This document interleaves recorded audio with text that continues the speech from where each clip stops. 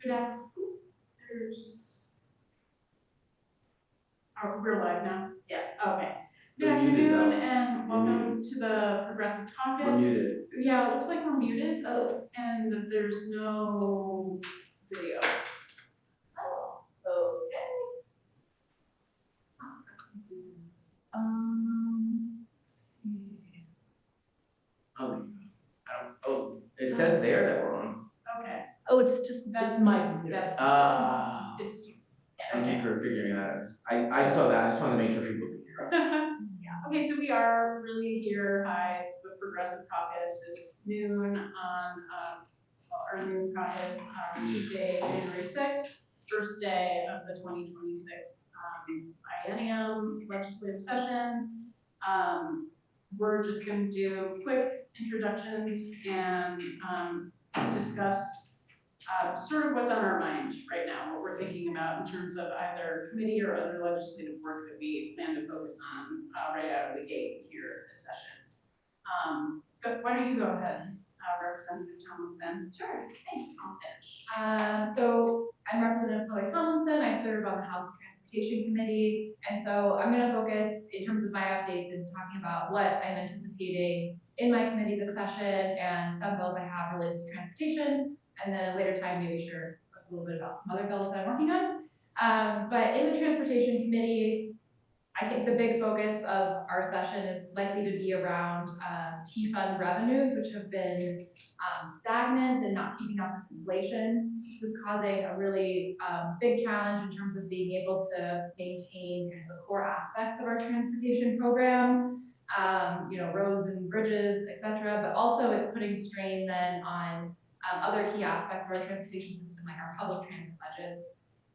The reason that we're seeing lagging T-funds is because of a good reason, but increased adoption of electric vehicles and better fuel economies.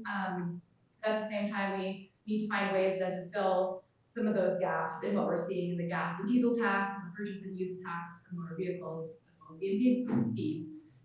So there's a few different kind of ideas being talked about. We already have put in motion a new mileage-based user fee, which would be a fee for electric vehicles based on the number of miles that they drive in a given year. And so that's in the works and planned to be implemented, I think, in 2027, but we're waiting on report backs from AOT on that, so I'll be keen to hear their updates there. There's also been talk about a retail delivery fee, so a fee for every Amazon package, for example, delivered in Vermont. And there's also been some discussion about stopping a transfer that's been happening between purchase and use tax that would go to the T fund but has been directed to the education fund in recent years, and there's proposals to transition that money from the ed fund back to the T fund. There are some benefits of that approach in that T funds kind of get multiplied by, because our state match has a federal match that's about 4 times our state contribution. So we get a lot of bang for the buck there, but at the same time, I'm not really comfortable supporting that measure without a clear plan for how we're going to finance our public education system. So I'll be curious to see where that conversation goes. On my part, I proposed a tax on private plane fuel because at this time, my understanding from our aviation program is that private planes landing in Vermont on public airports aren't really charged any fees. We generate some revenue from their business, but I think that that's kind of problematic that we're in a place where we're cutting, basic public transit services that folks rely on, and yet we're letting private planes use our public airports without really contributing to our T fund in a substantial way. I'll be paying close attention to public transit this session, continuing to look at opportunities for more sustainable funding sources for public transit. And luckily, GMT is in a little bit better of a position this session than last session in that, and they're not looking at needing to make substantial cuts in the first half of this year, but if we're not able to find a more sustainable revenue source, it's likely that cuts will need to come in order to make the FY27 or 28 budget. So that's a big concern. And there's some interesting ideas being discussed in terms of climate action in the Transportation Committee, even though we're largely on the defensive. There's a few new ideas coming in. One is a local options tax on gasoline and diesel fuel that would allow municipalities or towns to enact a local options tax on gas and diesel. And finally, I'm going to be reintroducing safer stops legislation, which my predecessor, Rep. Small, introduced last biennium, and on the Senate side, Senator Bihovsky and Gulick have introduced, but basically it's limiting the pretextual stops, traffic stops, in an effort to minimize interaction with law enforcement officers, particularly given the discrepancies in enforcement and traffic stops and concerns around the ways that those traffic stops have also led to interactions with CBP and ICE in some cases. So I'm not clear if that will land in transportation or judiciary, but it's something that I'm hoping to bring the conversation back up on this session with some new urgency given the dynamics that we're seeing around the state. So that's my mostly transportation focused update for today. Thank you so much. Representative Gina, would you like to go next? Yeah, so the House Healthcare Committee has a lot that's on our plate this session. It's unclear exactly what we're doing this week because our agenda hasn't been totally filled in yet. But upon first glance, it says that we're going to be doing an overview. We have a new member, so I think there's going to be some orientation and introductions. Overview and updates, it says, which is very vague, but I think that's because it includes a lot. Last year, we passed a big healthcare bill related to delivery and payment in the healthcare system. So there's reports coming back from various groups that convened over the last few months. So those reports haven't all come in yet, but some reports have come in. And if anyone's ever interested in reviewing any reports from the legislature, if you go to the General Assembly website, which is legislature.vermont.gov, there's a tab that says reports and research. And if you click on the reports and research tab, you can click on find legislative reports, and then they come up in order of their posting, but you can refine the results. For example, if I type in health, it brings up, without even pressing enter, it brings up a slew of health reports that have come out since session ended. So I'm counting here that since our last session ended, 1, 2, 3, 4, 5, 6, 7, 8, 12, 13, 14, 15, 16, 17, 18, 19, 20, 1, 2, 3, 24 reports to read. So I'll be reading those today as we go through the overview in the Healthcare Committee, and we may hear about some or all of these. And what I expect us to be working on this year in the Healthcare Committee is preventing the collapse of the healthcare system in the face of multiple threats, including out of control cost of care,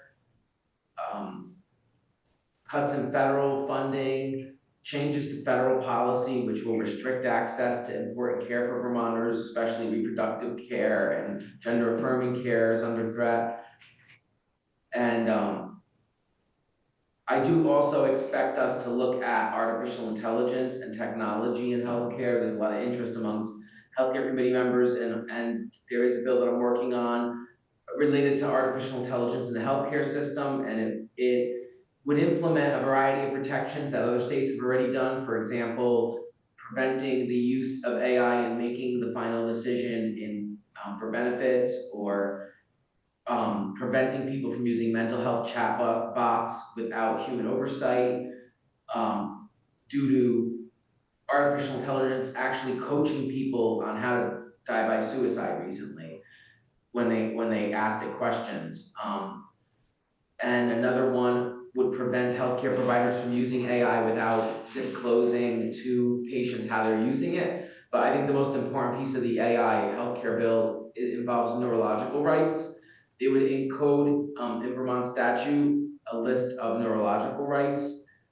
No state has gone this far yet, but we are on the verge of some breakthroughs in medicine, but also in commerce, where there's going to be these headbands that can essentially measure and record and transmit neural data. And so corporations will be able to surveil our thoughts, our feelings, our memories, record them, sell them to other companies, use them for marketing purposes. And there is actually no prohibition to using this technology to influence our behavior without our consent. So and on the federal level, the president has issued executive orders that roll back protections put in place by the previous administration, so there's no longer any protection.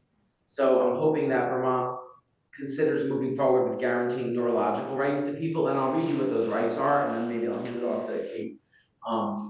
There's more we're gonna work on, but I think that gives you a summary. I will say, as I look this up, that I see an opportunity in the midst of this collapse to look at a new way, and I'm kind of hoping, we did get a rural transformation grant, so that is one positive, that the federal government gave us a lot of money to do innovations in healthcare, and there's stipulations that you can't use it for the same old things.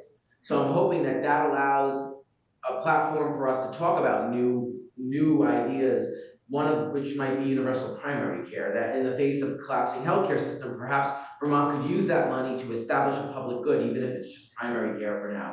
That would shore up our primary care practices across the state at a time when they're facing closure because of unsustainable funding. So the neurological rights, this is just a high-level summary of what they would be, just to give people an idea, would be that it would say that the state of Vermont recognizes that each individual has the right to mental and neural data privacy, the freedom of thought, cognitive liberty, change an individual's decision regarding neurotechnology and the right to determine by what means to change that decision, be afforded protection from neurotechnological interventions of the mind and from unauthorized access to or manipulation of an individual's brain activity, and afforded protection from unauthorized neurotechnological alterations in mental functioning critical to personality. So that might sound far-fetched, but it really isn't. And I think most people get it, that AI has crossed the tipping point and is a bit out of control. But if we put these rights in place, that this technology could revolutionize the quality of life. Like people who can't walk or talk might be able to. People might be able to regain functioning and even gain extra abilities they don't have now within maybe boundaries. But if we don't start talking about this, it's gonna happen before, and then once we cross that threshold, it may be too late. So on that note, I'll hand it over to Representative Logan. Is there any way I ask a question? Yeah. And first of all, I also want to comment that some of the things that you're working on in particular sound great. And it almost sounds like things, both of you, sounds like things that we could make progress on even in the political environment that we have here in the legislature right now. And I think that's one of the things that I've been trying to focus on in my committee work as well. So does it sound, what would the committee of jurisdiction be here for the neurological rights? Healthcare. Healthcare? Yeah, because it creates a chapter 42C in 18 VSA, and 18 VSA is the health statute. Interesting. Okay. And then it would take, this bill would also take existing sections of healthcare statute around technology and rewrite them so that artificial intelligence is embedded. It takes existing language and it restructures it so it covers more than just the current technologies that are in statute, but includes emerging technologies that aren't acknowledged yet in statute, but it would actually create a new chapter in Title 18. I'm just double checking, and I'm almost certain this is correct, but I always like to check myself. That it is Title 18. That's what the bill says, and so it's probably it. But yeah. So Title 18 is health. It's actually not healthcare. It's health, and then there's a lot in that title, and this would create a Chapter 42C, which would fit in between 42B and 43. 42B is healthcare privacy, and 43 is licensing of hospitals. So it would create this new subchapter around neurological rights. Great, thank you. Okay, Okay, and I'm Representative Kate Logan. I serve on the Committee on Environment. One of the things that we'll be focusing on again this year, similar to last year, is ensuring that our state water quality standards are sufficiently high enough to make up for any changes in federal law that we are anticipating as Congress ramps up into fully implementing the Trump administration's policy agenda. So there will be some, we already have our own really robust water quality standards that were put into place after the Bush administration, Bush 2 administration, and were, heavily negotiated over the course of years. Then the EPA required us to establish a total maximum daily load for phosphorus in Lake Champlain due to phosphorus pollution. That's what leads to blue-green algae blooms and things like that. So it's one of those unique areas in Vermont law where we are able to get broad support because there's just so much personal interest for all Vermonters in the quality of our water, and a sense of, especially I find from our Republican colleagues, a desire for fairness in how those laws are applied. It's interesting, I sometimes find myself more aligned with my Republican colleagues when we're talking about environmental policy than our Democratic colleagues, who I think are less focused on the practical and financial implications for individuals of protecting our environment. So that's one place where, as an advocate for working class people, I find that I actually do overlap. So last year I worked with Representative North to get a study commissioned on regional stormwater utilities. Right now, we have a really robust stormwater, like residential stormwater regulations that apply to the individual lot rather than the community as a whole, for example. And so we're finding, and it just implemented, it was passed several years ago, and it's just being implemented now. You have to get a stormwater permit for your property when you do any renovation or build a new home or something like that.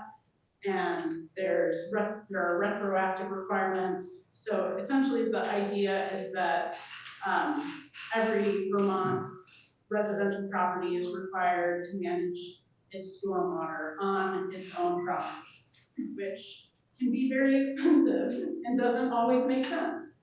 So we'll find, we heard from folks last year who said, they are a really modest income, they own a house, people up the hill from them are responsible for the stormwater that's running onto their property. But because they're carved out of the requirements, because they're relevant only to renovated and newer properties rather than older properties, they find themselves in a situation where they're gonna have to spend $500,000 to do stormwater management on their property, things like that. That doesn't make sense. That doesn't seem to make sense. We're already facing rising costs of living. And so we commissioned a study to look into the idea of establishing regional stormwater utilities. So that would mean that stormwater management could happen on a regional scale rather than on an individual person scale.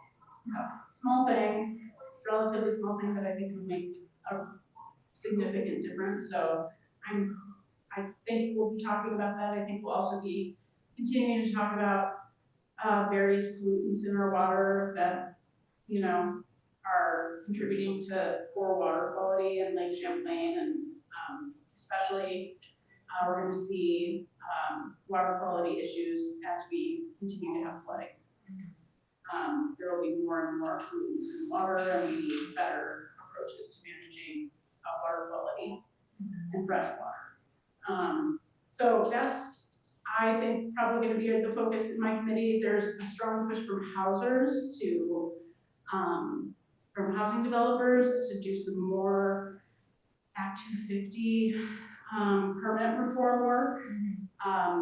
I've been in conversation with the advocates who are in support of these reforms, and it is actually unclear to me whether or not my committee will need to weigh in at this point. There's no drafted legislation, they have an agenda.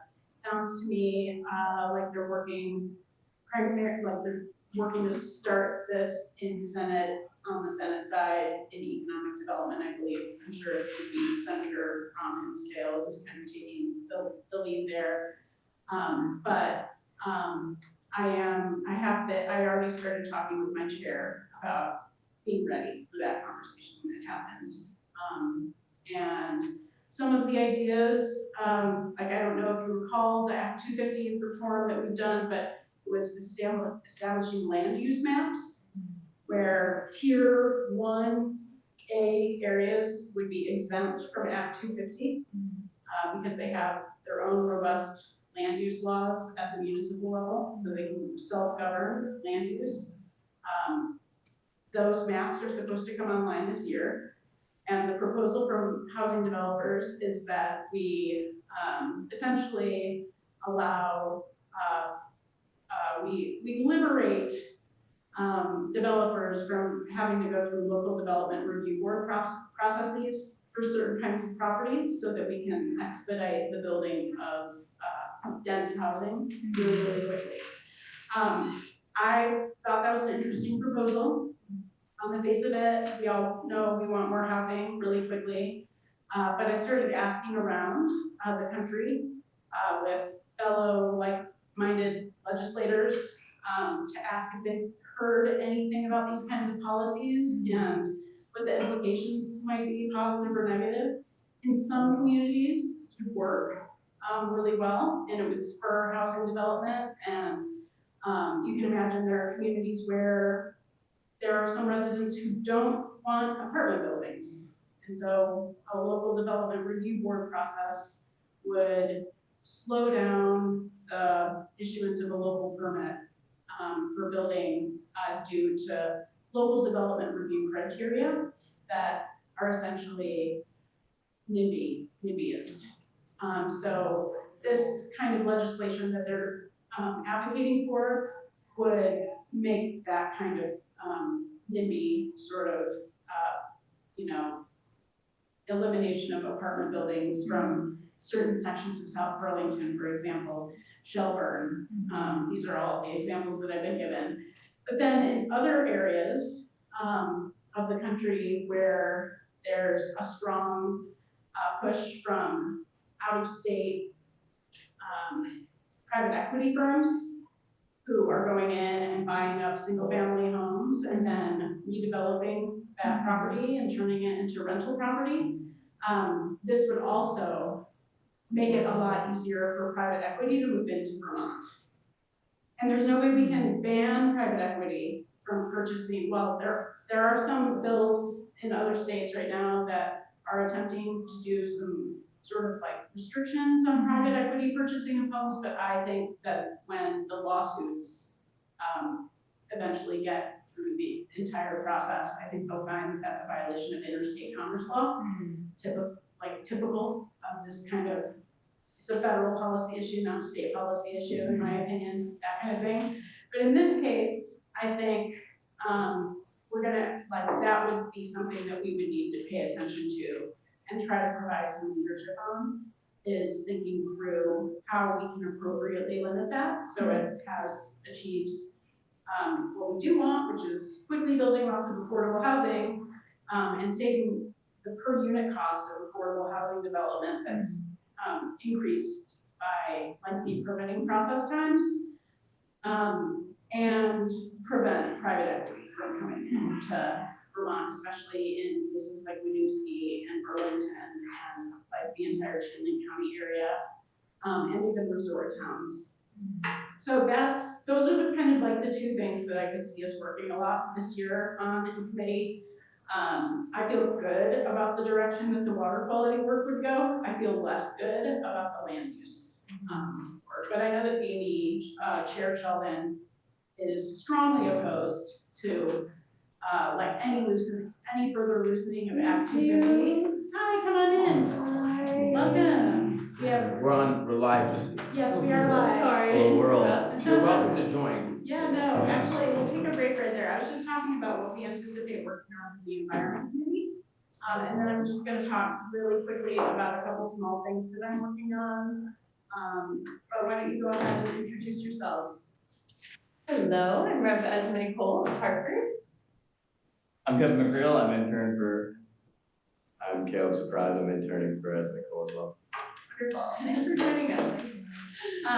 Okay, so we've just been talking about what we intend to work on in committee, and where some of our specific work might be, in those areas. I just wrapped up talking about committee on environment. The other, I have one larger bill that I don't want to talk about until it's ready for introduction. The two smaller bills that I have been working on sort of, there doesn't seem to be a push from anyone else to do protection of labor rights at the state level, given the federal assault on labor rights that we're seeing right now. There was a moment last year when the National Labor Review Board became basically non-functional. And so that's when I issued this drafting request. The bill would allow the State Labor Relations Board to basically take on the role of the National Labor Relations Board if the National Labor Relations Board ceases to function in any substantive way. That's another bill that I feel like should be a no-brainer, like giving that sort of backstop at the state level. I know some of the concerns I can imagine being raised are how we would staff the State Labor Relations Board, which would require funding. And so I think it's not that easy. I think it would be easy enough to put it into law that the State Labor Relations Board can take over the responsibility of the NLRB if need be, but I, like, for example, just certify union elections.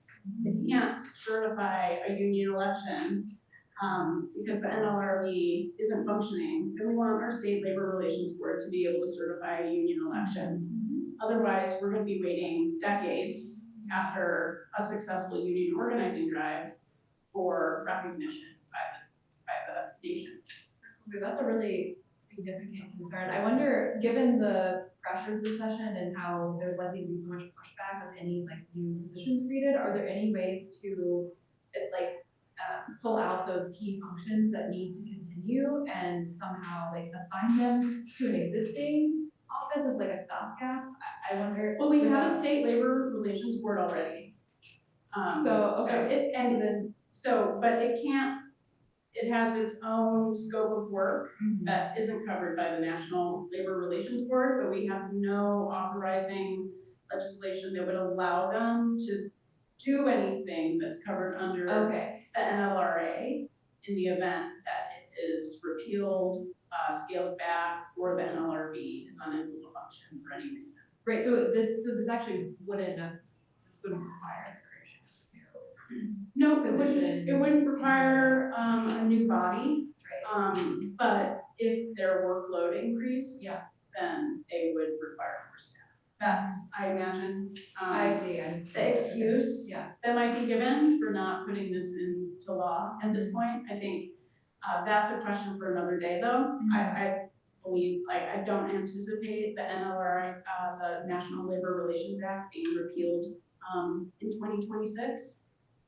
I just don't think Republicans can go that far in Congress. I do think that President Trump continue to interfere in the functioning of the National Labor Relations Board. He does have the ability to do that. And so I do think it's an important step for us to take without addressing the staffing concerns. Yeah. Just to at least give authorization at the state level for the SLRA. Yeah. To function like the NLR, or the State Labor Relations Board to function like the NLRB in the event that it can't function. So that's a relatively small bill, but I could imagine that it has significant budgetary consequences if the workload or if the State Labor Relations Board were to increase. Government operations. Yeah, but actually, general and housing covers labor I issues. see, that's true. So I'm not entirely sure what committee it would be under. If it's government operations, I'll probably just give up. Right away. But I'm gonna schedule time with the chair of general and housing to talk about that, because that's one thing where I feel like they can take days of testimony and get it out of committee. Yeah. If we're not asking for more staff at this point. The other bill, that I ended up just having to do a short form for is based on a bill, by New York City Councilor, Tiffany Caban, that is addressing the issues that, delivery drivers face. Amazon in particular has been, like obviously like delivery driving has become a really necessary function in our communities because of the Amazon and other online shopping, but particularly Amazon. They tend to contract with FedEx. They tend to send packages by FedEx. UPS is a unionized workforce that has drivers that deliver packages all the way to the door. FedEx has stopped delivering packages to the front door with their own employees, and they subcontract out with local privately owned delivery services for the last mile. I happen to know somebody personally who is one of those delivery drivers. One of the things that we're finding is, like I said, UPS, that is an organized unionized labor force. FedEx drivers have not been able to successfully unionize because of this last mile issue and the fact that there are multiple local contractors providing that last mile delivery driving service. And so if you unionize a shop, for example, then FedEx will just cancel the contract and hire another shop. So City Councilor Caban has been trying to figure out how to work around that problem. And like I've been working with legislative council on a bill to try to articulate that, but ran up against some issues, some questions that I really couldn't answer, some concerns again about violating interstate commerce law. And so just did a short form bill, but I am gonna sit down and talk again with the chair of general and housing to see if we couldn't talk about it, because it's like some certain worker protections that we could build in. For example, if a contractor loses their contract, but another contractor goes in to that same space to provide essentially the same service, then they have to give priority hiring to the people who were fired by the former contractor. Like things like that, just trying to get around the essentially race to the bottom sort of employment tactics that FedEx subcontractors are allowed to do, which essentially destroys the possibility of forming a labor union. And so that's one of the issues that I've been trying to focus on. So we'll see if we can get, that one seems a lot thornier. And I can imagine there being a significant amount of concerns being raised by small business owners in this case, which tends to doom legislation to failure in the Vermont legislature. But I'm hoping that we can maybe move some smaller labor rights related bills this year, even in the political circumstances that we face. So that's other stuff I've been working on. Yeah, anything else you wanna talk about? Not today. Not today? I'm tired. We Yeah. have hours of committee ahead of us. I know. So Yeah, reading reports, listening to people give reports, yeah, I'm on my way to hear water quality reports and, yeah. If anyone wants to listen to report updates, feel free to tune in on YouTube. Yeah. You can watch too. To any of our committees. You can lay in bed and do it. All right, well, thanks. First meeting of the House Progressive Caucus for 2026.